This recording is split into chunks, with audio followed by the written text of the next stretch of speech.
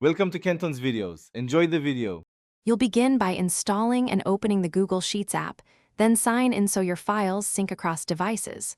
Once signed in, grant storage and account permissions to avoid access errors. Tap the plus icon to create a new sheet or pick a recent file from Drive to continue. Make sure mobile data or Wi-Fi is active so templates and fonts load. Now that your sheet is open, pause to set the sheet name and adjust sharing before entering data to keep things organized. Now focus on adding and shaping your data. Tap any cell to type, then use the toolbar to format numbers, apply bold or cell color, and set percent or currency styles.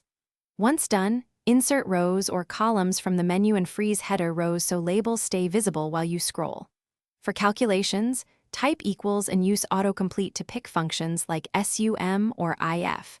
Once entered, drag the fill handle to copy formulas. Make sure to finish, share the sheet using the top right share button and choose viewer or editor so collaborators get the right access. Once done, enable offline mode in settings so you can edit without internet and changes will upload later. Save a copy if you need version control.